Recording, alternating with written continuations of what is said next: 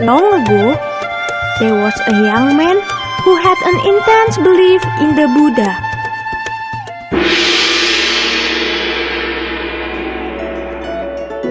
One day, he left his aged mother and went in search for Buddha in the far, far land.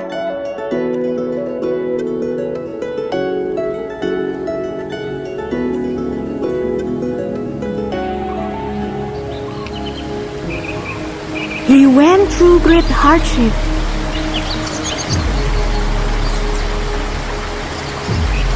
and passed through many mountains and countless streams.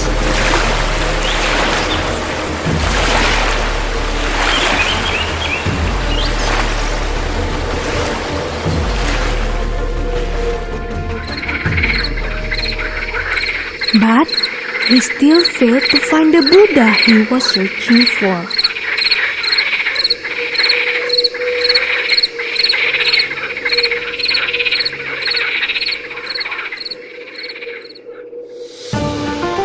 After some time, he came to a large majestic temple. The chief reverend in the temple was a highly realized saint. The young man, with full faith, knelt down and pleaded the chief monk to guide him in his search for the Buddha. The chief monk, seeing the young man having such ignorant desire to meet the Buddha, gave a long sigh and said, "You go back following the same path that you came, and during the night, when you take rest in any house, if the person who allows you into the house is barefooted, then that person is the Buddha whom you are searching for." The young man was very happy and excited. Finally, his hope to find the Buddha was rekindled. He then bid farewell to the monk and left.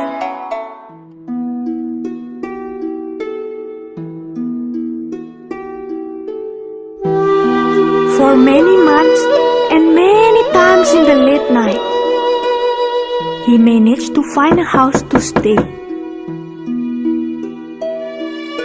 But each time, his hope to find the Buddha was shattered because everyone who opened the door was not in his bare feet.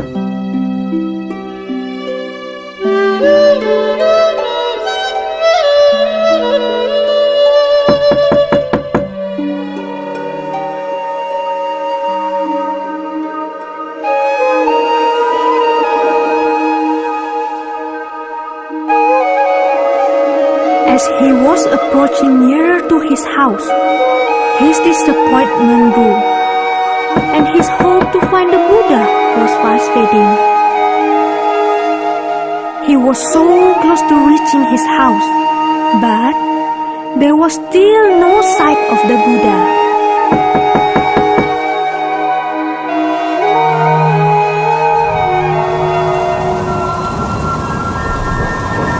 One day, in the early hour after midnight, in the midst of heavy rain and strong wind, he reached his house. He was feeling utterly hopeless and depressed. He suddenly realized that he had been a fool to believe that he could find Buddha. In total exhaustion and hunger, he knocked at the door. "Who is that?" He heard the faintly weak voice of his mother. At that moment, a feeling of sadness and remorse surged in him. He answered, "Mother, it's me. I have come home." He heard some rustling noise from the house. Then his mother opened the door. In a choked voice she said, "Son, you are finally home. She held him with her trembling hands and led him into the house.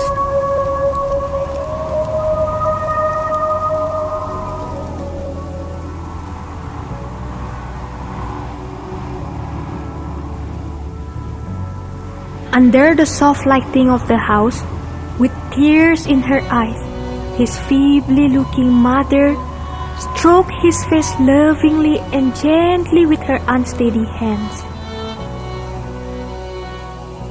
Though her eyes were teary, her smile was happy and relieved.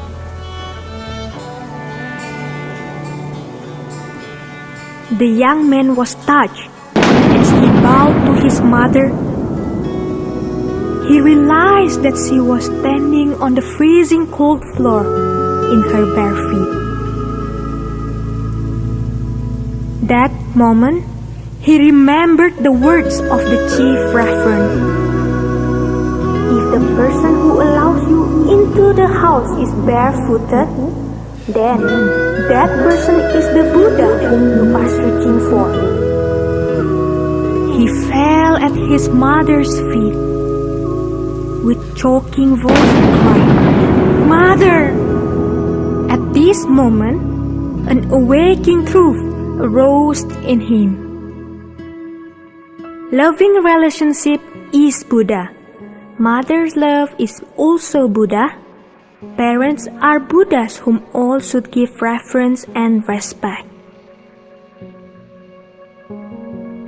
In life, mother's love is most selfless and unconditional. Our parents give us life. They nurture us with love and sacrifices. Our growth is condensed from their blood and flesh.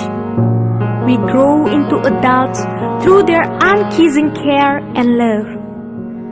In their eyes, we are forever their little children.